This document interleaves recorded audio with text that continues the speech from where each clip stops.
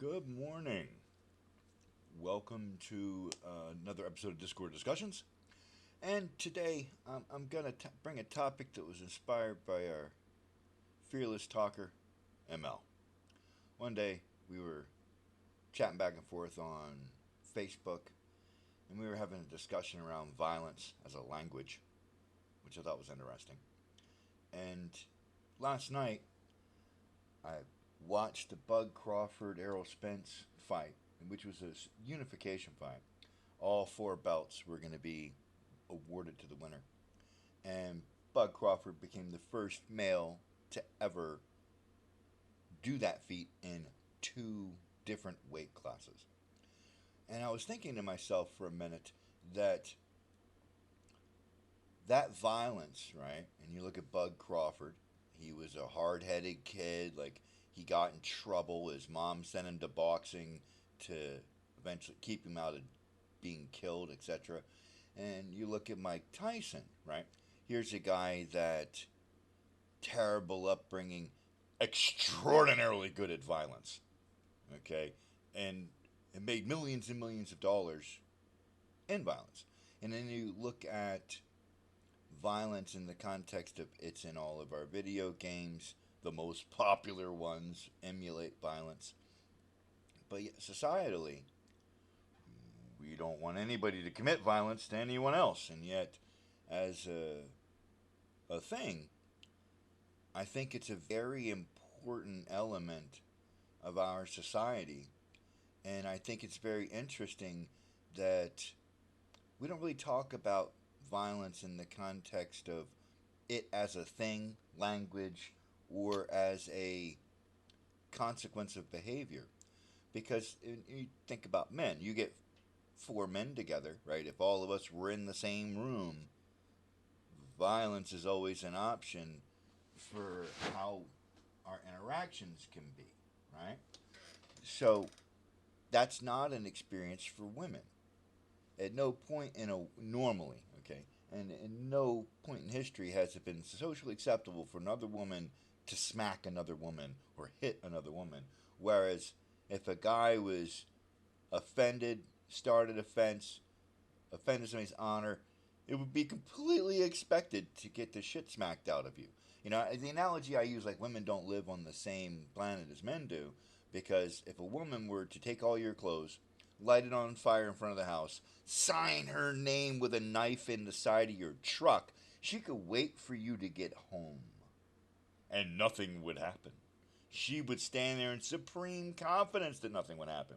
However, conversely, if your roommate, that was a guy, burned all your clothes in the front porch, signed his name in your truck, he would expect a violent beating. So I posed this question to the panel, and I wanted to kind of have a little bit of lead up to it because I think this is an interesting query, which is, how do we manage a aspect of the human condition that is required for safety, is predominantly a male behavior, celebrated by society, yet scorned in the exact same light, and you can't escape it. So I would like to get each person's kind of initial thought on how they preview violence and in what way do they think it's impacted who they are, impacted the way they operate. And I think it's an interesting thing to consider. Now I'm going to start with Fly today. Is Fly, you've had the opportunity to be incarcerated where violence is currency and required for survival. So I want your take, Fly.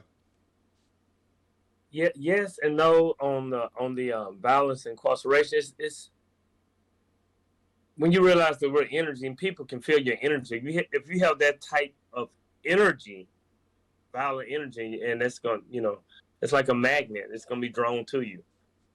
When I was incarcerated all those years, I only had like three fights, and two of them was in the county jail, one in prison.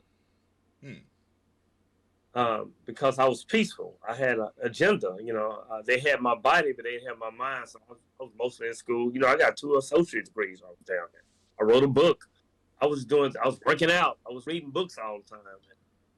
So I just stayed away from, and I was on the trustee count. I wasn't in the real deal, but I was in the real deal. Right. So, um, but if you grow, like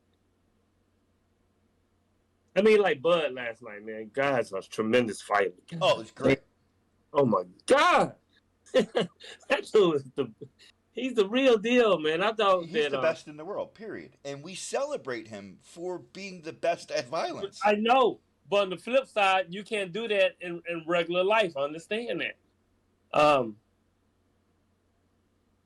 but if you have that type of ability, that's smart to you get your passion and make it pay. Yeah, but you figure the MMA is another situation like the celebration and monetary um, reward for being violent is unbelievably high. But the world is violent. all Is it all three of the great religions were brought on more? by violence. More people have been killed in the name of God than any other reason. In We should the in probably the just in let the him in the Old at this Testament, point. in the Old Testament, God killed over 3 million people. There's that. God was a beast in the Old Testament and became a little puppy in the New Testament. But anyway, that's neither He here nor went there. through But anger. He went through anger management. Yeah, it had an anger management class. yeah, man, thanks, man. Phil, what do you think, buddy? That part. I think it's one of those things that you talk about, like, what did it impact in my life? I think violence is like a very high level, and then violence impacts the way that you have a confidence, not fear, and engagement of physical violence, which gives you like a form of confidence when going through life. And I think that's essential for being a man. And so whether you know the outcome of a situation or not, I think it's important for you to carry yourself like you could handle it, which is, we could go back to a previous conversation and talk about that. But do I engage with violence on a personal day to day? I really don't. It's a very distant deal. Like if violence is an option for me, I'm going to lose. There's a good chance I'm going to lose. And so I do everything within my power because I don't have a physical prowess. I don't. I have a mental. And so I prefer to engage that when I can.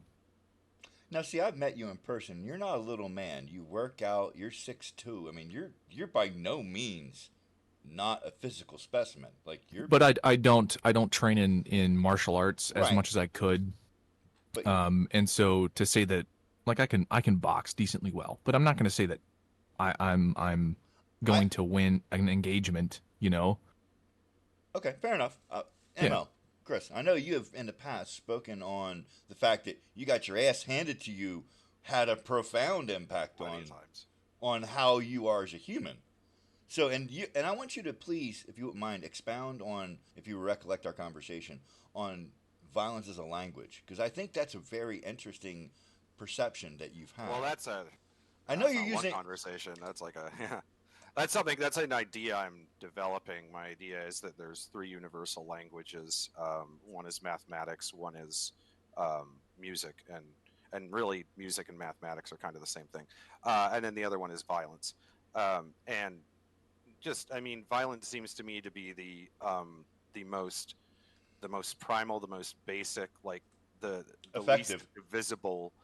the least divisible unit of persuasion and communication that we have. I mean, I just think of some of the interactions that I have 2 pet cats, and one of them is a bit ornery, and it's like animals have, like, cross species communication is abundant in the animal kingdom, and the primary method used for that communication is violence or threats of violence. It's one of those 2 things, and indeed that's like the primary method of communication within, like, species as well. If you look at how lions, like, within a pride interact with each other, like, you consider play, like, all play behavior in animals is particularly when we're looking at carnivores.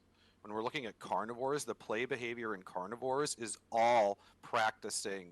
It's like Tai Chi. If you speed up the moves and increase the force behind it, it goes from this relaxing exercise to a system of violence that's effective. And that, like, at its most profound level, that's what play is. Play is practice violence. It's certainly in the carnivores. So it's now, just because that is so doesn't mean that we have to give violence some kind of, like, realizing this doesn't mean that we have to value violence any more or differently. um we're not slaves to our biology. That's why we're different.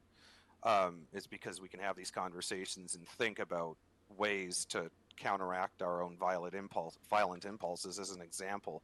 But um yeah, I mean,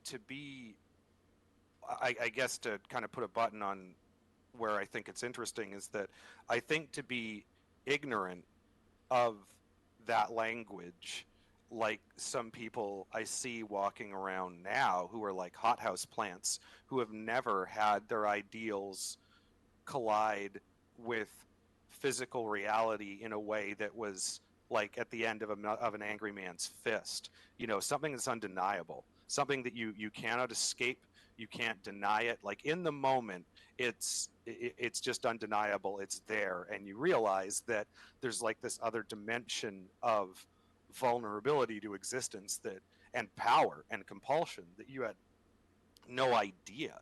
And it's like, well, your pet cat understands that language. Like, all animals understand that language. So I don't think It's like, I'm not somebody who's going to say like, oh, you need to toughen up your kids, you know, getting bullied is good, blah blah blah. But like, I'm more interested in what happens, what, like, the inverse, when none of that's there. Like, what if you have a person who has absolutely no it's comprehension pacifist. what real, well, yeah, like a pacifist in the truest sense, like a pacifist like Gandhi was. But, and you know, Gandhi, to his credit, because Gandhi was an absolute pacifist, and then he was, in his lifetime, he was confronted with one of the ultimate moral evils in human history, which was the Holocaust, and of course just Nazi Germany in general. And of course, philosophers and intelligent people, and I think it just occurred to himself, the question of, like, so you're espousing this pacifist philosophy. Okay, so what should the Jews have done? The 4 to 6, however many millions of Jews that died in the Holocaust, you know, or the Armenians in the Armenian genocide, or the Ukrainians in the Holodomor. I mean, there's just so many examples of this. And, like, how would how would passive non-resistance have done anything other than simply help the And villain you be enslaved. accomplish their plan? Well, you being annihilated. Yeah. And Gandhi, to his credit, admitted in a series of writings that this that that real life event, the Holocaust in Nazi Germany, did, this is saying it a bit strongly, but I'm going to read into it. I think he admitted it violated, at least in principle, the idea of absolute pacifism, because that was just a case where it's like, if they had been completely pacifist, like they sort of were, I mean, that only helped. They're just basically diving into the gas chambers at that point, and it's just like, yeah, you did. It's So there's some. So I put it as a spectrum, where, as most things, it's a spectrum, and it's like, you need to have a relationship with violence. You can't be ignorant of it, but you don't want to be too much the other way, because then you're a tyrant and a fascist. well, this poses a very interesting question when you were talking about Gandhi and pacifism versus violence. Is that is violence in and of itself inherently bad? I don't think so. No, But on the same token, right? I really want to kind of walk back to what you said about violence as being a a lot of its language. effects are violence. We will judge to be morally bad, but saying that violence is bad is like saying a gun is bad. You're Right. blaming the I tool instead of the hand that wields it. right, but my point, or where I wanted to kind of go back and kind of get others' opinions on is I think you're actually quite correct in the context of violence being a form of communication because it's universally understood, and you don't have to know anything of what I'm saying to know that if there's a group of us and we're armed with clubs and we come up on you and you don't understand a word we're saying and I whack one of you in the head and point to the floor, everyone's going to get on the ground because the next stop is getting whacked in the head. So you rub the back of your cat against the grain of its fur rather than with it and piss it off, and it scratches you. Yeah. Can you do you understand from its reaction that it did not like what you were doing? Same thing The with a answer is dog. yes. Okay, then data has been communicated. It is effectively communicated to you, crossing the species barrier, that your behavior it found to be unacceptable, and that's, was very I mean, immediate. And we all and you get it immediately. There's like, no. Oh, let me think about what. Wonder why my cat fucked me up. You know, it's the same reason as like if you had a dog, right? And Andy, it wasn't. It was Jordan. Jordan Peterson said it. He goes, if you want to really see how effective violence is, hit a dog on its nose every time it goes to eat. It will fucking starve to death. It will let itself die because it knows it's going to get hit every time it goes to eat the bowl. So that to me indicates that violence should fit in almost into the law category as it's universally understood, universally applied, and universally effective. it is. You can think of it as like the capacity for conscious living creatures or unconscious to alter the functioning bodies of other life creatures, biological organisms, in such a way as to make them not live anymore or cause them to experience like pain and suffering and all that sort of thing. That is baked into the fundamental law. Like, that is an emergent property of the fundamental laws of our universe. So if you don't like that, talk to God about it. He could have made us all conscious entities, all contained within like amorphous, gaseous, squishy corpuses that are literally, it's like we're all a bunch of jellyfish. Like, we just can't hurt each other. It's impossible. We can't cause each other suffering. But that's not this universe. Right. So like the ability to do violence and to inflict suffering and to what the ultima ratio to end an argument in a way that just bears no appeal, that is baked into the fundamental, like the core of this universe. So What do you think, Phil? I think you're correct. It is. It is definitely baked in. It's you can't get rid of it. Like there's an argument you could kind of throw out there that there was a time like from I guess the only record we have of something that could be and I'm pulling from my repertoire, which would be before the fall of Adam and Eve. You could say that before that time there wasn't violence, and then that wasn't even a thought, and then only after. But we as humans, at least from what we understand, we only know violence being a core. We didn't have the capacity for Correct. evil. And violence is like a subset, right? Yep. That's and so why... then now it definitely is a core. Like if violence wasn't an option, I couldn't walk into a room and have some level of confidence knowing that if someone walked in that door and was violent, I could take them down, or X, Y, and Z. Or if you go into a room, I don't know if some of that violent, I guess if you were to categorize violence, would confidence be in that box? I don't know. Maybe it's adjacent to that box. Or competence to some degree. Capacity in the language of violence gives confidence as a byproduct, is what I would say. Yeah. Kind of like how you train, I had a couple of buddies who trained in karate for like their whole lives, and they were really they never got in fights. And they were like, they were like, if I got in a fight, my freaking sensei would kick my ass. Like, it was just, they were very strict about, this is for defense only. You're not to, but they had to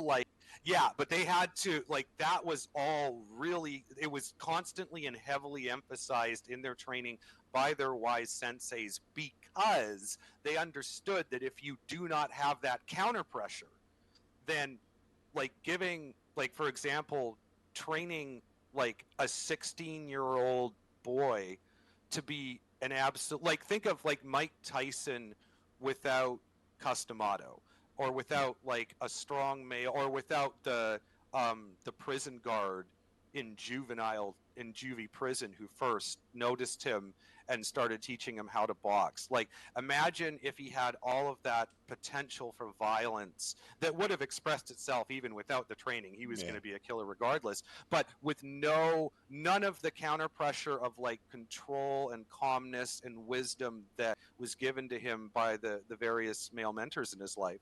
I think that we all know, like, there's nothing more dangerous than a young man with a profound capacity for violence and a profound lack of calm and Hmm. like inner resources and security to draw on. Because there's also nothing more insecure than a young man, right? He's in a hostile world.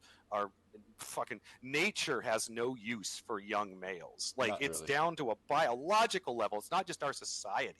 So it's a hostile world. You're pumped full of testosterone. You can kick the ass of anything else you see around you. I mean, it's a potent brew, and you know it's easy to make tyrants out of that. You need that counter pressure. What do you think, Fly? Yeah, again, I just believe that we live in violence. I mean, we live around violence. The movies are violent. I mean, we have the tendency, the proclivity to, if We celebrate it. we celebrate, we demonize and celebrate it. You could look at the movies like simultaneously. Yes, yes. Well, you could find movies where violence is the problem, and then you can find other movies where violence is the solution, and no one would argue with either. Like, Take John Wick, for example, or any of the 007s. Yep. Mission Impossible. Oh my God, that movie. Well, or just like the classic that all the feminists, all the leftists, everyone loves the second Alien movie. And the second Alien movie is just like, it's wall to wall guns and Marines versus aliens. Like, Ripley, the feminist hero, is the one who suggests that they should, like, F this, let's just take off and nuke the whole thing from orbit. Let's just use humanity's biggest gun. And she's celebrated for it. So like, it's so like, people who, it really annoys me when I hear people express absolutes without thinking about the implications of it. And one I hear a lot is, you'll hear, violence is never the answer. Anytime I hear any variation, I love the opposite of that. Is violence solves everything. Yeah, I don't like that either, because that's very fascist and tyrannical, although it can be satisfying to fantasize sometimes. Look at football. I love football. I mean, I love. I'm a football fanatic. It's very violent. I'm a boxing fan. Like, you don't get any more. Most of our sport is a kind of,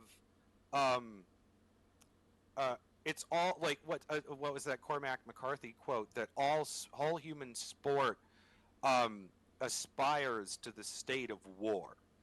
And what he means by that is that human sport is, we're redirecting energy into constructive competition that otherwise that energy is normally historically been put into the war bucket, where it's like, we're going to kill some shit, conquer some shit, rape is some that shit, where et cetera. So I find, here's like, an interesting. sports is, I used to think sports were stupid and for numbskulls, but that was me being stupid. I really didn't understand like the deep psychological need that sports, like, we are the product of millions to billions of years of evolution. Our ancestors, going all the way back, were the most violent and capable of violent of the ones, because they're the ones who survived. So we have a deeply ingrained, like, it comes down, is it an enjoyment? Yes, we enjoy violence. Like, that's, and to be quite honest, so do all the carnivores in the animal kingdom. They love it. So we need to have avenues for that energy, and sport is one of the most obvious ones. Yeah. It's like war, but without killing. We're going to put a bunch of rules on it, and we're still going to have that competitive energy where men get to pit themselves and give their all against other males, which is what we want to do. but we don't have to die for it. We can all go home to our families at the end of the day because that's a civilized, smart thing. So I'm going to jump in here for a second because what you said was really interesting, and I think that there's something that I want to highlight in adding on to that. Did you guys see Troy, the movie Troy? Right? Did you see that fly, Phil? You see Troy? Yes. Okay, one of That's the about the crusade, right, Troy? About the crusade. Troy was about Hector Achilles and with Achilles. Brad Pitt. Yep, with Brad Pitt. It was Yeah, Brad Pitt. awesome role, right? Yeah. Agamemnon. I can't say his name, but Agamemnon. Okay, when the Myrmidons rushed ahead of his fleet to be the first ones to attack Greece. To attack Troy. He said, of all the conquerors and warlords, I hate him the most. And he's the most effective. And Well, he's the one he can't control. Yeah, and no there one was, could control yep. him. And the thing that occurred to me when we were talking about it was like, when did conqueror stop being a job? Because, like, for all the history... Wait, when was conquering a job? When did it stop being a profession? It never was. It was more of like hold on a minute. State. You can't really say that considering we've celebrated them for 2,000 years. Yeah, but Napoleon, it's not a job. like, is there every single conqueror that has Yeah, walked has job been is called like- a hero? Yeah, but job makes you just think of like some guy going to work. Like, Right, it's not- okay, but that's what they were. What, was not Achilles his job the No. art of war? No, I think if you described to Achilles like the definition of what a job was and asked him if he thought about what he was doing as a job, he'd kill you on the spot. That would be he would be so insulted that I think to them it was a much higher calling than mere employment. Right, but here's I the think it was something that that they were born to do. It was like Sparta, like Alexander the Great, Genghis Khan. These were the reason we celebrate them is because they were so outside the ordinary. A job's ordinary. Well, they then, were what about something. the Did you know society? that 1 in 200 men alive today? Oh yeah, or Genghis is a direct Khan's kid. descendant Yeah. of Genghis Khan. Yeah, like, that come dude on. spread Like, his seed across the that whole ain't planet. no job. No. That Okay. guy. So now this poses the question of, when you look at societies that have existed over time, like, I don't know, the Spartans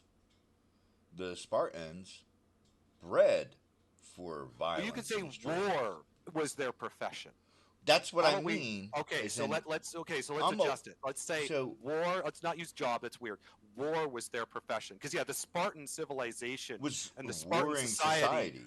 Well, it was a martial. They were basically under permanent martial law. It was a martial society. It was completely based around war. Yeah, it worked 100%. really well. I mean, their women were effective. Like, holy shit! Like, Well, there they was were all no effective. weak. Right. So, okay, now, And it was also organized pederasty. so I don't know what that word means. It means that pedophilia was baked into the fabric of their society.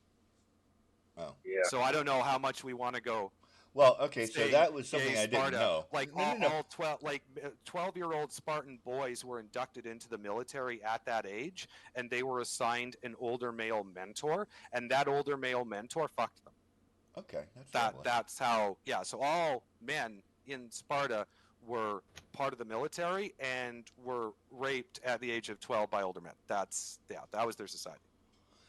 Well, It was effective. Some of the greatest warrior bands in history, such as the Band of Thebes, have been homosexual male lovers.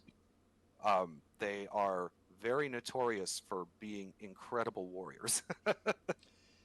That's a different kind of gay, by the way. That's that's no. Oh my God! Like, that's not that one. Yeah, exactly. Not that guy. I know gay guys that are not the fey gay, but that 300 type. Oh yeah, I know gay guys. Like that. Here's They're the the thing, conservative ones. All right, but here's the thing I find interesting, and I didn't really want to bring that because that's a really peculiar. You brought Sparta into it. I And know. You praised Sparta as a society. I think you It has to be mentioned if you're going to do that they did have organized pederasty. So Well, just I wasn't necessarily celebrating them, but I was more saying that it's a example of a society that was centered around violence as a religion or as a belief system. It wasn't even, it was beyond that. It was, I think at that point, it's just, because even a religion and a belief system like has boundaries on it. This was, it was total. So is It that was just, violence unchecked? So no, so what no, it so was what was very the checked. It was Crusades? very organized. Hold on, what was that? What was that, Fly? What was the Crusades? It was violence. Yeah, Crusades. Well, yeah, that's, oh yeah, but that's still organized violence. It was violence with a purpose. It was just a bad purpose. Like the knights, Take the over Jerusalem. Yeah, it all was the violence. church knights, right? All the church knights. The Knights Templars. Yeah, it was violence, man. Even even out of that craziness and stupidity, I mean, you get heroes like Richard the Lionheart, like Salahuddin. Richard Lionheart, Salahuddin on the Islamic side, it was Salahuddin. Yeah, Salahuddin is still like the greatest Arab prince. Yes, in the Third Crusade. Yes, yeah, him versus Richard the Lionheart. They both had immense respect. Yeah, they both had a friend of me. So even out of like a stupid situation that were not anything useful or good really happened. I mean, some useful and good things did happen because we, out what of about the combat, Ottoman Empire? Heroes. What about the Well, Ottoman you get Empire? heroes.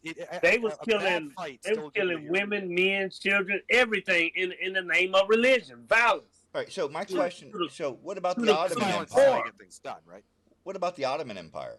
When you had yes, the Ottoman Empire, yes. That was another group that was, but they were not as tyrant, as I recollect. At least I don't know. They were all, like, by our standards today, they were all tyrannical. There were no, like, none of those societies have the checks and balances on authority and power that ours do, that we just take for granted. Like, they were all, we wouldn't have found any of them to have been to our democratic likings.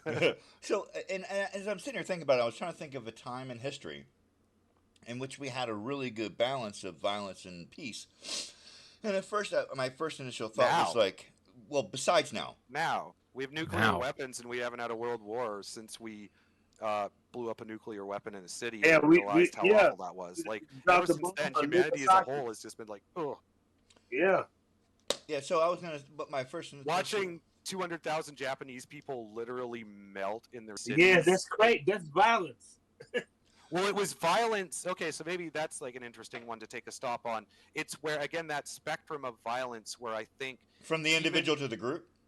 Well, and it's also, like, is there a limit on it? Or does the spectrum just go forever and our tolerance of it just goes forever too? And I think that the spectrum does go forever, but our tolerance does not. And I think that what happened as... I've written about this, and others more intelligent than me have written about this, like the collective trauma of Hiroshima, not just on Japan, but on the world. And that, like, to me, everyone who died in Hiroshima and Nagasaki are heroes forever, because they died for something really important. To say they died for nothing, it's like, no, they died for everything. Because ever since they died, we haven't ever done that again. And no one's even thought about it. And the mere invocation of the possibility of makes everybody lose their shit. Makes everyone lose their shit, which I think is absolutely correct. The correct response. Yes, like that. Put it this way. Thank goodness humanity as a whole has had that response. Because imagine if we hadn't. Imagine if we were like, oh, well, that's just the way we're doing war from now on. We're going to nuke each other's cities. And then we started doing it, and we were tolerant of it. But it tells me that, no, even to, like, violence has to be limited, and there's something deep and profound in us that knows. And I think with animals, too, because otherwise, in a lion pride, as soon as two lionesses got ticked with each other, they would just kill each other because they wouldn't know when to stop the violence. But, no, so we know, like, play... Jordan Peterson talks about play. The play function? When two animals are playing, which is engaged in practice violence, despite whatever differences there are in their potential, so you can have like an adult lion and a cub. The adult is going to play like being in the vulnerable position at least a third of the time. Otherwise, the other animal will just stop playing with them. So it's like, you have to let me win, Yeah. Pretend to let me win, and so I can practice my finishing moves at least a third of the time. Otherwise, we're just not going to do this anymore. I'm not going to play with you. And that's been observed at the level of carnivores, mammals, lions, chimps, stuff like that. So it's obviously in there in us too. And that's another thing that tells us that that at the level of biology, we recognize the utility and inevitability of violence, but we also recognize that it is the ultimate double-edged sword, and if carried too far, as in the case of us with nuclear weapons, the metaphor actually completes itself and becomes literal. We can literally destroy ourselves. So there has to Mutually be assured destruction. yeah, so which does no organism any good. So it's not going to be selected for at all. In fact, by definition, any organism that engages in that is going to select itself out of existence. So yeah, So I think there's an interesting be right back. thought that Chris was talking about that I want to kind of go into a little farther is that Hiroshima and Nagasaki introduces, I'm going to call it the bloody nose effect at the individual. I mean, I'm sure all of us have had a bloody nose. We've had our lips popped or something, a black eye, that we lost a fight. And in that instance, we go, well, maybe I shouldn't have done that. That might not have been the best course of action because its impact was really, really bad. And it took the death of a lot of people for that to happen. So when you consider how catastrophic it was for society to learn that lesson, it seems almost like why can't we as the individual learn the same lesson more quickly? Because I have to ask the question of like our youth is become so comfortable with ending someone's existence that it's like wow, like I would have never thought that the right response to somebody doing something I don't like was to kill them. Like that's becoming the solution for the youth. I was Youth are going to explore violence inevitably, and I think the same way they're going to explore sexuality inevitably. So we need our society needs to be intelligent and sophisticated enough to see that coming ahead. Like we know that's going to happen. So like that's why they say like put your kids in sports, put your kids in martial arts. Put them into something where they can channel. Because if you don't, they're still going to have, especially if they're males, they're going to have that interest in like exploring the potential of violence, much like they're going to be interested in exploring the potential of the opposite sex. And if you don't put any guardrails or any kind of system into that and have it mentored by older, more disciplined people, well, then guess where that kid's going to find that experience? They're going to find it on the street. They're going to join a gang, and they're going to start exploring the world of violence themselves with no guardrails, with no mentorship, with no wisdom at all. They're actually pretty much at the worst period of their lives for making responsible decisions where they're pumped full of hormones, pumped full of testosterone and strength, but they have absolutely no wisdom or judgment or like impulse control.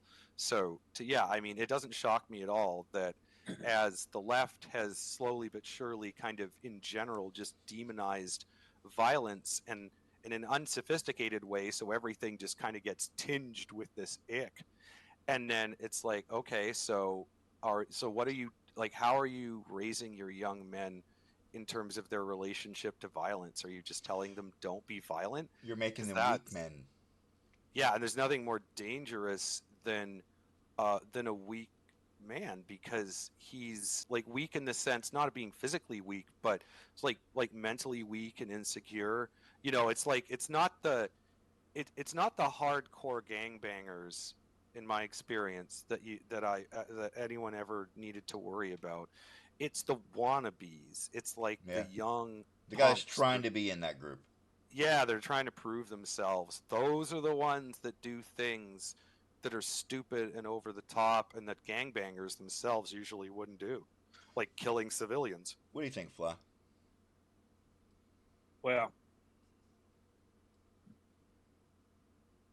with that, well, gang banging, they do goofy, crazy things to people. Um,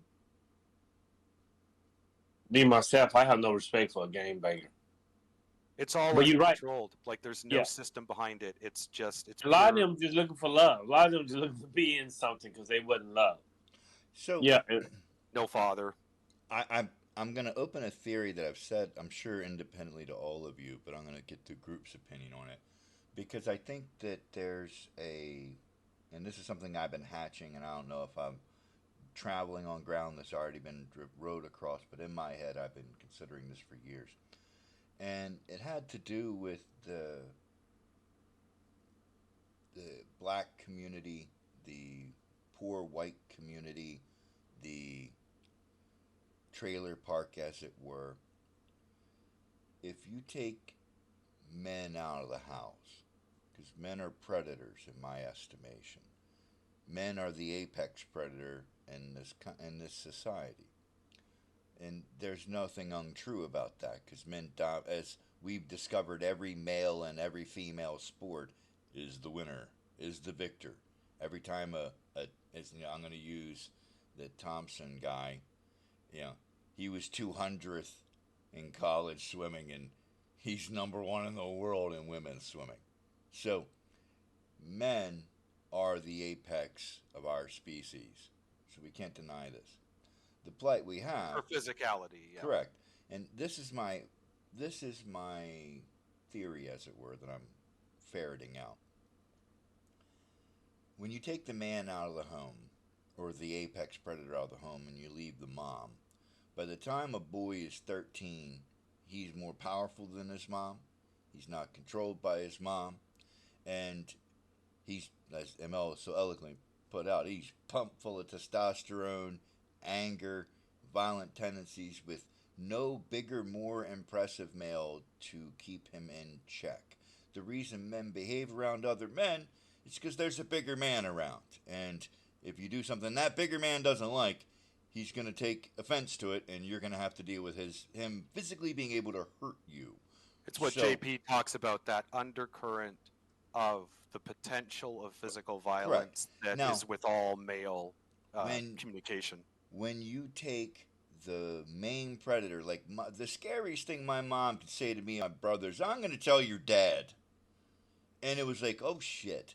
Now I've got to engage all the begging units. Hey, mom, would you like me to vacuum? Hey, mom, I did the dishes for you. Would you like your feet rubbed? What can I do to prohibit you from telling my father the shitty behavior that I did earlier in the day? Because he'll fucking beat me, right? So that, to me, is the application of violence to create the conditions for a predator species to get past the age in which violent out behavior can be curbed by that press back of morality and common sense. Because if you take a kid, right, 15-year-old kid, 14-year-old boy, and you put him on the street, right, with no dad at home, mom's working 2 jobs, who do you think is going to influence him the most, right? You think it's his mom? Do you think she's going to be able to control him when he's got guys teaching him what to survive? And I'm talking about, like I said, trailer park and hood, where violence is very, very prevalent. You're talking about these men are not being checked to the point where they get 18 and then they realize, okay, my ability for violence is meant for defense of the people I care about, not for the oppression of people that I don't know, right? So I think that's learned between the ages of like pre-puberty to 18, that, oh yeah, I've got to behave. And then when you turn 18ish, at least this has been my thought, that you start chasing girls, right? So you don't necessarily want to go prove that you're the strongest guy in the world, and or you're the best at everything, or you're the apex guy. And that's a very young person's thought process. 18 to 25 is about finding a mate. So your predominant interaction is going to be with girls, right? So the plight being, Depends. I think what we're seeing now, It depends how aggressive you are. but I think what we're seeing now, The more aggressive you are, the less you're going to interact with girls, and the more you're going to interact with men. right? And you're mainly going to be fighting them. Right, but my point is, women historically like a man that can defend them. They want. Then why? If that, I mean, every girl in the world wants a bad guy, right? Every girl Well, in they the world wants want a bad boy. masculine men. And there's like the Venn diagram for masculinity and the bad boy has lots of overlap. And so because there's not tons of like classically good masculine men around these days, women aren't as sophisticated. Like women don't really understand masculinity the way their grandmothers did. So yeah, they're picking. They're like, oh, you have a couple of really masculine traits, like you're large and you work out and you're aggressive, like on your motorbike and with a leather jacket, and you kind of dismissive of other people. Like, ooh, gives me that's like 25% of the proper masculinity that should be in a proper man, but compared to the 0% I'm seeing elsewhere, okay, that's what it kind of looks like to me. It's just like out of desperation / ignorance, women are choosing bad boys. Yeah, So that goes because to they're the still question, somewhat masculine. right? But the thing is, I think violence and the threat of violence is absolutely crucial. That's masculine. Yeah. It's crucial to the development of a male. And if you exclude that threat of violence from a bigger, more powerful predator, the younger predator goes unchecked and he runs over his mom. He's not controllable. He's not going to get educated. He's going to be 20 years old and have no ability to control his emotions. And that impulse control is zero. So my question to you guys that I want to hear kind of some feedback on is, how do we get in a society where women are being told and women are acting on the idea that men are of very little value and you can raise kids on your own, it's better to do so. The single motherhood rate is unbelievably high, and the communities that have the highest level of violence and the highest level of incarcerated people have the highest level of dad not being at home. So I'm I don't know if I'm making a unlogical leap, but it seems to me that by removing the predator or the violent threat, because I think the threat of violence works on all animals. If you take a dog, you hit him a couple times with a newspaper, and he's going to be afraid of the newspaper. Not that it really hurt him; it just made a noise he didn't like, right? So that was a threat of violence. You show the dog, you see this? Like I used to do with my boxer. You see this? And she was like, "Oh shit!" You gave it a taste with a bop on the nose, so it knows Right. there's more where that came from. But again, these are all very, But these are very that's not fascist. right. But unfortunately, they are But that's very the way- effective. Oh, it's the way that. Well, yeah. I mean, So how do we but then how again, do we it's- balance the violence necessary to curb actual violence? Like that's just the remember real that question. if you ever need that, if you're ever in a position of vulnerability and all of a sudden you need that dog to help you, don't be surprised when he eats you. That's Why? just saying. I've talked a lot, so I want you to throw in YouTube. Phil, you've been quiet. You're next, Phil. Well, it's talking about raising children is what you're referring to, which is when a child is very young, right? They're being what parents like to say is annoying, right?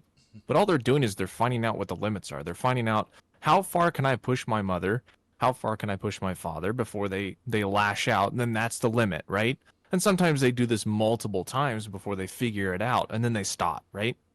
And so the same thing Hope goes when so. you're in your teens, and yeah, you'd hope so, if you're correcting them properly, and then you go into their teens, and then you can't just them in the corner. You have to take something away from them or threaten them of something.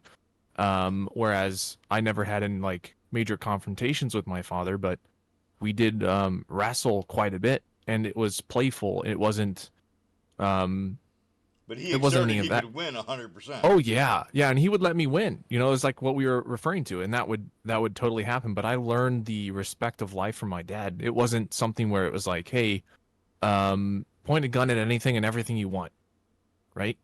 It's like when you have a gun, whatever you pointed at, be willing to destroy it. That's it. Period. And the same thing goes for if you want to start a fight, be willing to finish it. So don't start something you don't want to finish.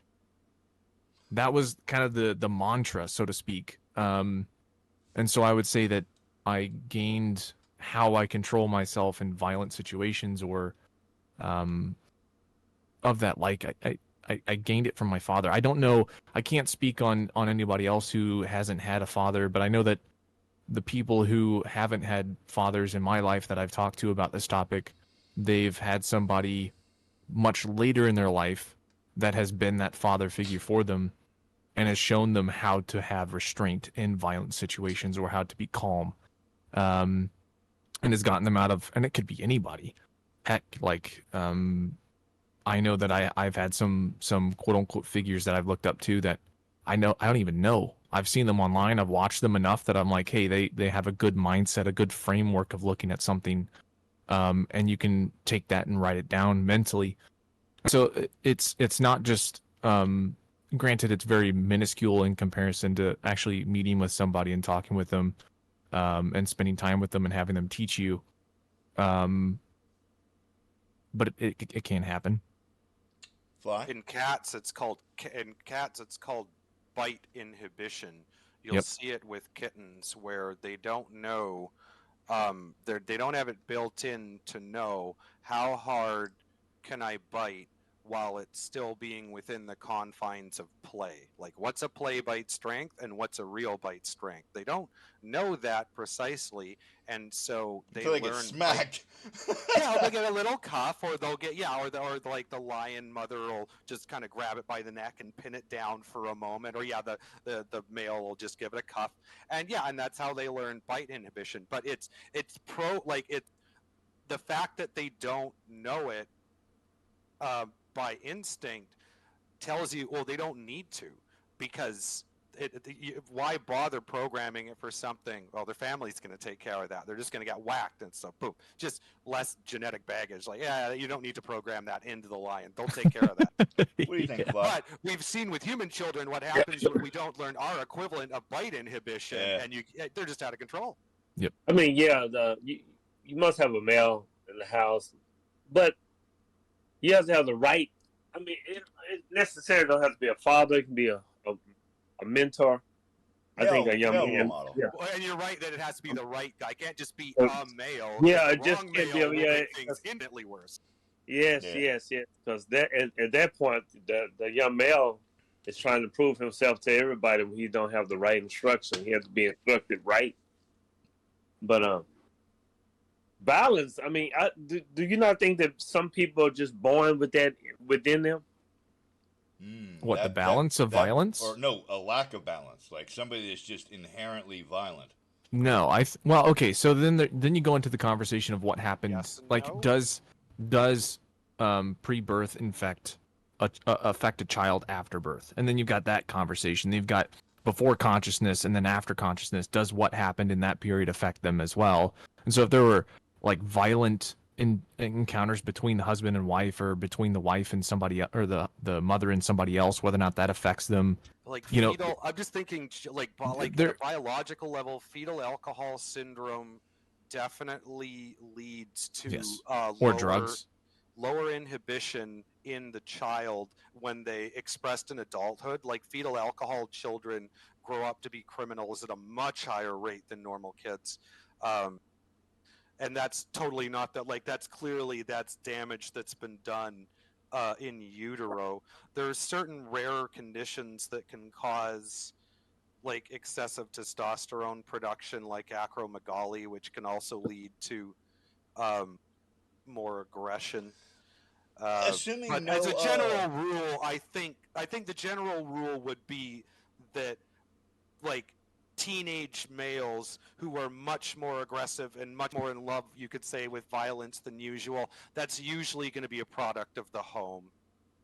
So okay. So then then that I poses the think. question of, is It's possible. violence a learned behavior? I No, think it's innate. it's Well, it's the same innate. thing for It's same thing for the cat, right? Like it knew that biting was an option, and it bit because it was plain, right? But then it has to learn how to pull that back. It's like it's at maximum at birth, right? A child knows to cry excessively because that gets the attention of the parent, right? Or babies grab, like a baby will Yep. grab the tail of a pet cat really hard because babies don't know that they actually have the capacity to hurt things and to do violence. They're just exploring the world with their bodies as this totally unique experience, and they have, like, basically for their grip strength switch, they only have off and on. Right. So if they're gripping with all of their strength because they're not sophisticated enough to know that it matters to not do that. Fly, you were starting to say something. No, I was just thinking that if you grow up in a house with violence, I grew up with a stepfather that was, he fought on my mom. I went through 11 years of that, and I also had to fight him as well. So I encouraged some of her violence that was going to her, and I got some of that too. But it did not make me a violent person. Then there's that question of, did you ever say I'm never going to be like my stepdad, or did you say I want to learn from what my stepdad did, and I'm not going to do what my stepdad does? That's true. That is true. You can learn. You say, I will never want to be like that. Yeah, but it's like sometimes they can be inside of you too. Because when I was younger, I've been in situations where I was in a relationship, and I literally, used to have temper problems. I saw myself slapping the woman in her face, and I just couldn't do it.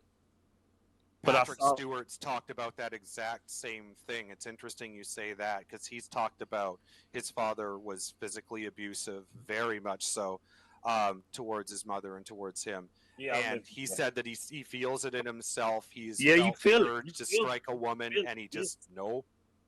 You can feel it. I'm talking about actually. But he talks about that. Yeah, you feel it. Like you can see it. You can see it in your mind. Like I would slap the shit out this. Yeah. And you just don't do it. But the fact that just don't do it. There, yeah. What do they call that those? Balance is within you. It's in you. I'm a type of person like I come in peace, but I'm always prepared for war. Yeah, I come in peace. Do you think that's definitely learned? It's not something that you just straight came out of the gate was like, I don't hit women. You're like, well, it's not good. Yeah, but you've seen it. Like everybody else has told you, don't hit your wife or don't hit a woman, right? And so then you've got that ingrained in you from society saying don't do it, right? And so that's where it's not necessarily it's not innate. It's definitely cultured over time. So yeah. Well, so I'm gonna change a little direction. I don't necessarily want to go down the spousal abuse arena, although it's very interesting. No, we're talking about violence. I mean, that is a very poignant topic of violence. I'm gonna go back to 2 years old, and I'm sure we've all had this experience with our parents in contradiction. You smack your mom, and she grabs your hand. Whack! We don't hit. Wait, what? So for me hitting you, you fucking hit me harder. That's the answer? Oh, I never tried to smack either of my parents. Hold on, but that was the idea. That's the universal way you deal with a kid that hits. Is you fucking hit him harder, and at least that's been what happened to me my whole life, right? Because if you put him in the corner, that doesn't stop him, right? They just keep doing the shit. They're not sophisticated enough not to. So, but they do respect pain, and they do respect it being done to them harder. Then they're like, okay, yeah, I can't do that because that bigger one will fuck me up. Which goes back to what I was originally saying is having the bigger predator in the house with the smaller predator keeps the smaller predator in check, right? So my question is, how come that works? Like, how come? What do you mean? How come? Well, Because we don't do it later in life. Like, I'm 49 in next week. And if my Oh, it can boss says happen. something I don't It like, can happen I later don't in walk life. up and go, bitch, don't talk like that. Oh, but that learning can happen in late. It can happen later in life. I've known guys who were, at least to my mind, quite ignorant of violence and its realities, who had their idealism collide with reality, usually at the end of a man's fist, and like in their 30s, and then all of a sudden started taking like Krav Maga, started working out, got a Once you gun, get like accosted, it. Yeah, well, there's that old thing. What's it? A liberal's just a conservative who hasn't been mugged yet. And I mean, it's yeah. There's definitely. I think that collision can happen at any time. But I think it's better for it to happen during childhood, because I think when it happens in adulthood, I think it's like once you you're in swing adulthood. harder the other direction. Well, and yeah, and you also, I think it hurts more because you also thought that you started to have things figured out. You've got your place, you got your mortgage, you got your car, you got your career, you got your partner, you're feeling relatively middle class, and like you got things all sorted out and you understand the world. And then boom, you got blindsided by a sucker punch at a bar, and all of it, it's just like your world's come crashing down. You Yeah, know what I mean? And you're just like, and if you had had some experience with violence as a kid, getting sucker punched at a bar would just be like, oh, what that's you a gonna, bunch of bullshit. that's a bunch of bullshit. But what you gonna do? It's a sucker punch. Like it's not your fault. You literally didn't see it. Kind of like the guy broke a bottle over the back of your head, and you didn't even know the guy. Like like what are you gonna do? It's like some random attack, and yeah, it just like that would be, you'd have the proper reaction to it if you already had that kind of like, if your idealism had already been shattered during childhood, you just be prepared, like, oh right, the world sucks sometimes. But if you're still an adult walking around, it's like walking around thinking Santa Claus is real as an adult, and then just all of a sudden, oh my god, my whole life's been a lie. I mean, it's So, yeah. So I think you want to learn that lesson in childhood. so there was a young man that was in my shop recently, right? And if he was 100 pounds soaking wet, like that's a lot of weight on him.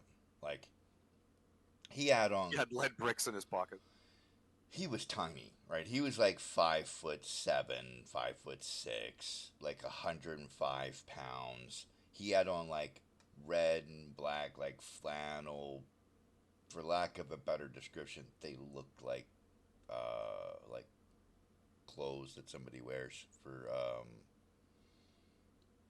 going to bed. They look like pajamas, right? And he had a T-shirt on, and he was leaving my shop, and he's just sauntering his way out.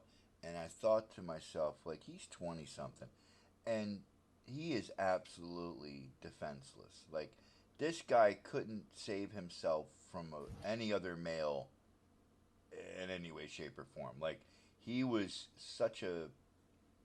I don't want to use the term effeminate because that's not really a fair estimation because I don't know anything about the young man. But, like, the sense in my head was like, holy shit, if that guy ever comes across somebody that's mad at him, he's screwed. He has no chance. Like, if he doesn't have a gun, he's done. Like, that dude's not going to make it. And But if he has a gun, he's he's good. fine. Yeah. Yeah. Like, So that's that I don't force multiplier. But my point. see. I don't. I have the. It's just interesting. I have the exact opposite reaction when I'm sussing up males. If I see a guy who's 5'6" or 5'7" and just over a buck, he scares me more. Like if he's acting sus, like if he has baggy clothing, he's not taking his hands out of his pockets, that guy scares me way fucking more. Especially if he's acting confident or like an asshole. Oh no, his whole That guy demeanor was scares weak. me way. Okay, well then. So he was timid. Okay. Timid is the right word. Right. So, but let's focus on the fact that his physicality has nothing to do I with know. it. Because if you have a 5'6", 105-pound man who's absolutely methed out of his mind and he has a rig in his pocket, like you should be scared shitless of that guy can be in you with that AIDS infected thing before you clear the gun from your holster if he's within 20 feet of you. Like it that and he's small and fast. Like good luck. As soon as weapons are involved, It small changes little everything. guys are yeah. As soon as you have a gun or a knife, you want to be small. Did you Being see? big is not an advantage anymore. Now you're just a big target. Did you see the Twitter video where that big guy just had a guy between two cars and he smacked him in the face in between the cars and went to accost him. A dude pulled the gun out. They tossed the gun, shot him once. The guy tried to run, pulled it out, shot him in the back twice. Down he went.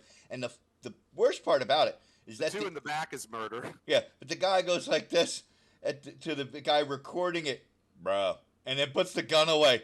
Hey, literally, I just like, yo, he just does a hang presume 10. You're either going to jail or you're Yeah. running for the border. Like, he just like hang 10, bro. And You know what? He's probably waiting his whole life for that. Oh, here comes the big bully gonna Right, smack but you so- around again. Oh, I got a piece this time, motherfucker. Die. right, so the thing about it was, and I never listened Big idiot. I never listened to the recording because I don't want to know what was said, right? I don't want the, and here's the why. Probably. I- Hey, Pipsqueak, I'm gonna smack you around because I'm bigger than you, and there's nothing you could do to. Oh, I'm dead. I'm so stupid. Well, I hope that's what it was. now the other side of that was, and this kind of goes to a different discussion, right? But like, I'm a proponent of open carry versus concealed carry because I think other people should be understanding of the outcome of their behavior. I agree with that.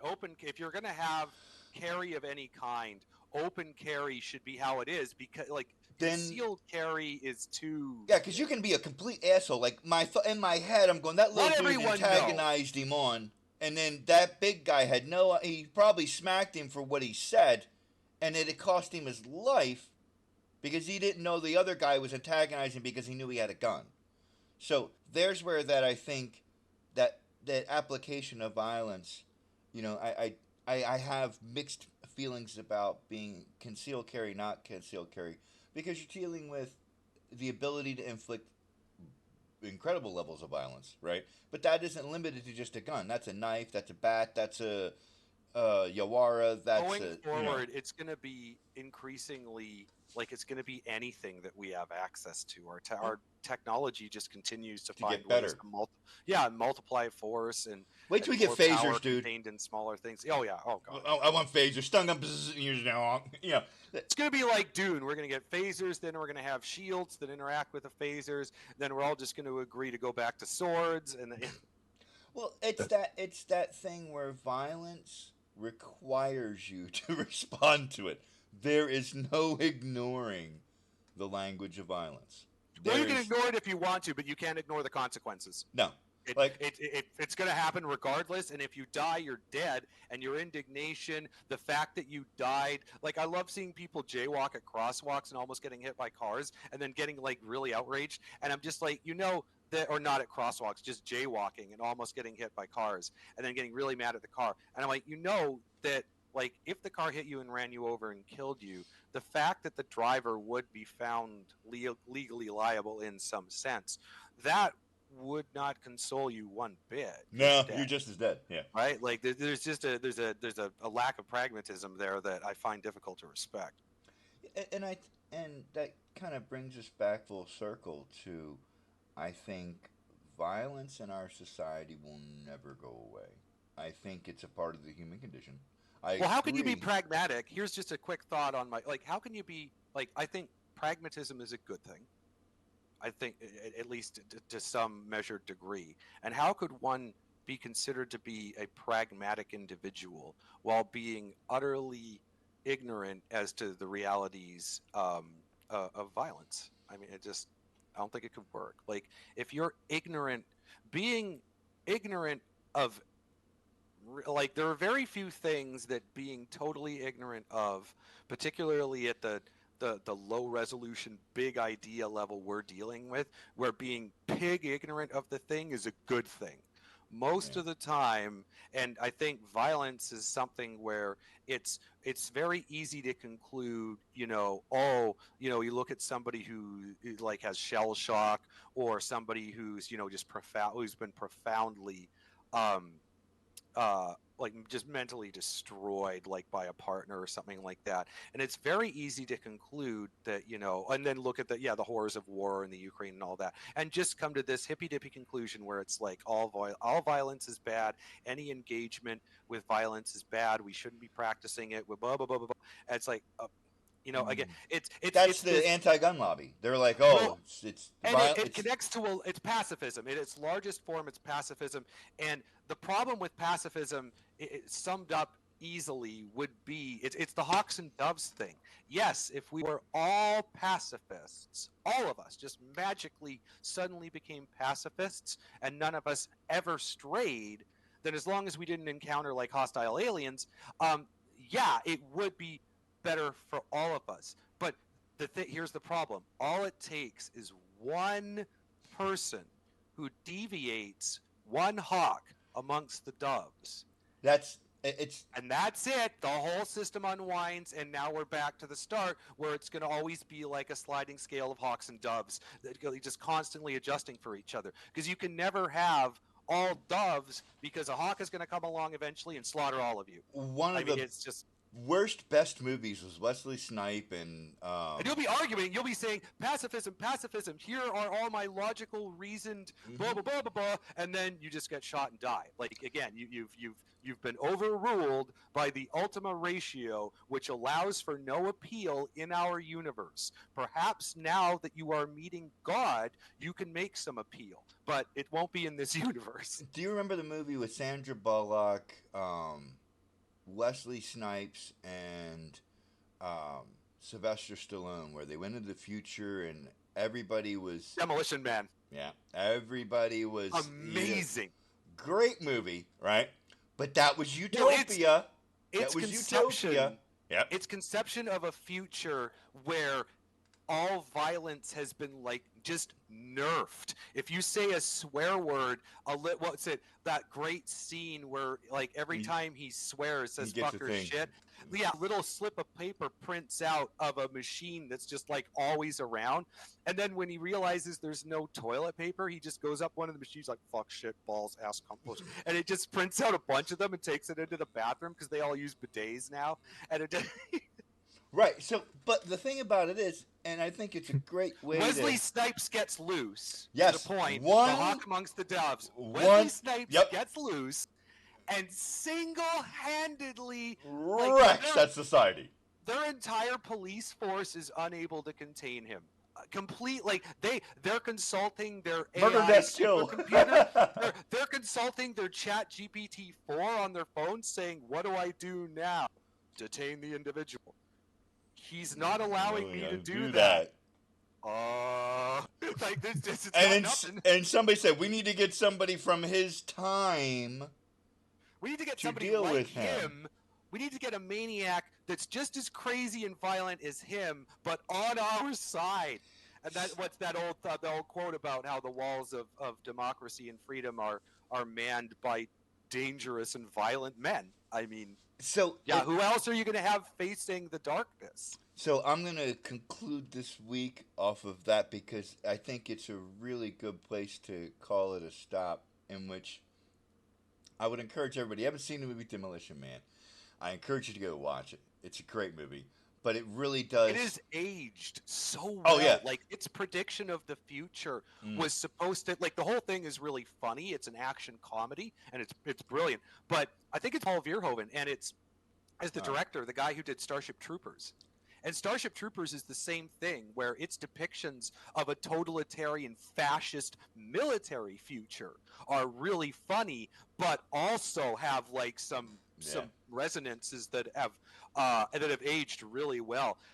Demolition Man, like when Wesley Snipes realizes the universe that he's woken up in, a universe where he is this ultra violent, like ubermensch, and everyone around him, there are no guns. There are like the police don't carry violent, like they don't carry anything lethal anymore. No, there's nothing lethal anymore. He's the there we go. That's the wording. He's the only lethal thing in this universe.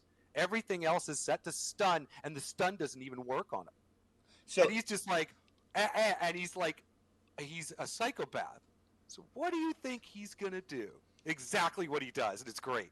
So, but it just kind of really gives you a real good metaphor for the necessity of violence, or at least the necessity of being able to.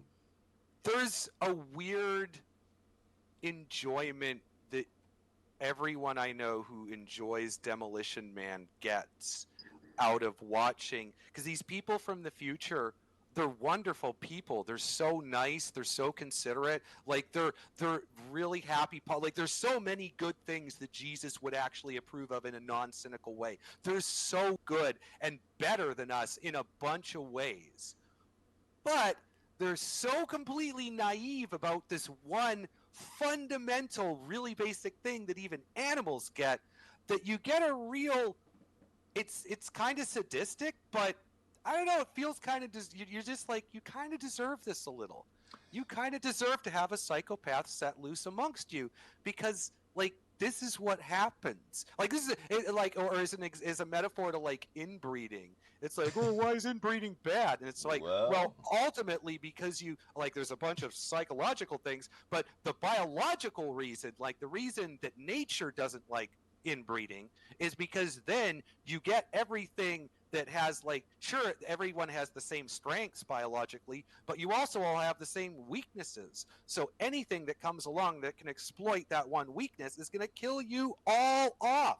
So yeah, it's and to me that's the metaphor as well. Like you cannot be that ignorant to something so fundamental, because if all of you And are effective. the pacifists, yeah, and of course it's effective. That's the universe we live in. If you are, that's the pacifist dream, to have a society, a world full of doves. All it's going to take is that one hawk, that one Wesley Snipes, And it's done. and he is going to be king, and you are going to fear him if you are still alive. Like the ones who live through his tyranny will fear him in a way that is just unsettling. But it's like you'll have set the table for that with your ignorance. And it's not hindsight's 2020. No, it's perfectly foreseeable. We've seen this in our history already. So, and I've, I appreciate. So don't be ignorant to violence. I guess that's my stamp on it. There you Being go. ignorant, there's very few things that being pig ignorant to is a good thing. Like a Renaissance man, a sophisticated modern man, I think should have a wide sampling of like important fundamental, there's the word, fundamental things. You want to have some decent grasp of the fundamental things. We can define what that list is, but the reality of violence, I think, clearly would be on that list. It's probably going to be top 3. I mean, Yeah, I was gonna say, to it's me, right up near the top. I mean, because compassion. it's the most profound when you don't have it. So you're just a victim. So your 3 things, in my estimation, are compassion, violence, and forgiveness. I'd probably put logic maybe at 3rd. I don't know, or if you can't forgive anyone, right? But compassion and violence make sense to me. Almost, they're like a balancing binary. You need to know when violence is needed, and you need to know when it's not. And I think compassion is going to be one of the best tool set. Yeah, compassion / mercy. You could probably put a bunch in there that are going to be the thing that lets, it's like, when it's like the emperor giving the thumbs up or the thumbs down. Those are going to be kind of the 2 tools that are going to assist your judgment there, I would think. Last thought, Phil? No, that's all correct. Checks out. Fly? I come in peace, but I'm always violence, war. What gives you the confidence, what gives any man the confidence to come in peace to an opponent that's capable of war is knowing that you represent the same. Yeah. Well, it's also that you're not alone. Yeah. Well, it's if you go into an encounter that might be better, you have other tools in your belt to circumvent that. So it might not be that the violence is the answer, but it might be that negotiation is the answer, or that because the threat of violence is there. Correct. That's a good point that we probably should have spent more time talking about. How, like, soldiers who are experienced with violence, the vast majority of them fervently wish for peace and don't wish to be in those kind of situations again. There are some like really kind of high level Oh, you guys look who at like any go of into your the special Green Beret. Yeah, forces. they are Yeah, all but they are capable of by definition. unbelievable violence. Yeah, well, and they're just like, yeah, they're just wired a bit differently. However, they are, but they're the exception. The Yeah. vast, there's that whole, I think, a documentary about how, I think Phil's talked about it before, about how, like, the U.S. military has this incredible system for turning men into killers because it's not as easy as simply handing a man a gun and saying, "There's your enemy, go get him." Yeah, It's far it's a more conditioning. But all right, yeah. I'm gonna stop us on And this so, one. and just to say that if you've been experienced to that, you're much more likely to actually, as Phil says, use your other tools. You'll be more willing to negotiate than somebody who has no experience with violence. Someone who has no experience with violence and maybe has some cartoonish version in their head, like, and isn't connected to the grim realities of it, like Field Marshal Haig might think nothing of throwing tens of thousands of people, tens of thousands of other people's sons to a Into war. death to solve a Yeah. problem. Yeah, because they just don't know. They don't have a visceral, experiential connection to what that means. They've never been beaten up before. Yeah, they don't even have that to like to scale up in their synthesis or memory. They don't even have being bullied. Correct. Yeah, they've got nothing. I've been there. I've been there. So, on that note, if you've enjoyed the podcast, please throw your comments down. If you have some ideas as to how to expand on it, we'd be quite interested.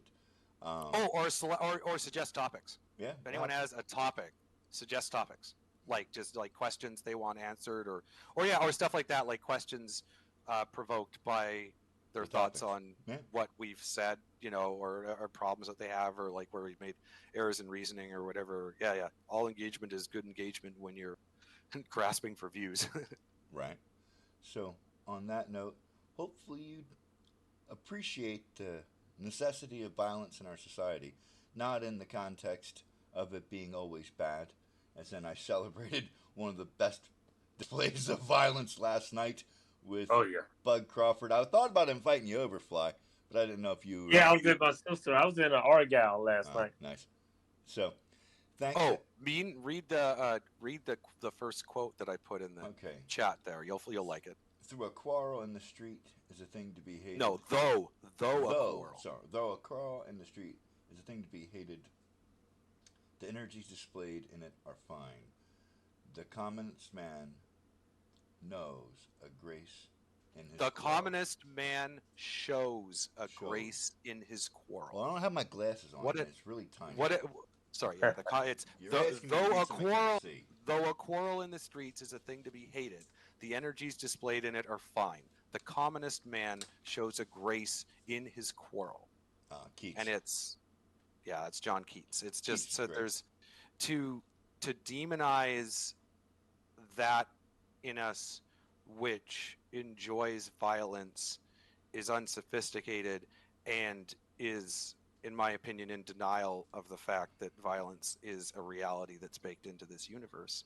If we encounter advanced alien civilizations that are bent on our destruction, then much like the people in the Ukraine right now, scaled up to all of humanity, our existential survival will not be dependent upon the strength of our arguments, upon the beauty of our art, or the sophistication of our reasoning. It will be dependent upon our ability to use the laws of the physical universe to make our opponents not exist. Yeah. And there is no appeal, rebuttal, or counter argument to that. All right. And with that, we will see you guys in the near future. I think Seth will be back next week, and I think we will be starting on a very interesting topic as soon as we have the full panel, which will be women, at least in a couple of... That's a good one to have Seth in, yeah. Yeah, because what we're going to attempt to do as a preview in the future is we're going to try and unpack women in the same way that we've unpacked men and masculinity. not necessarily from anything other than the observable world and how we preview them in our personal experience. And on that note, have a blessed week and don't do anything to discover the reality of violence to be inflicted upon yourself.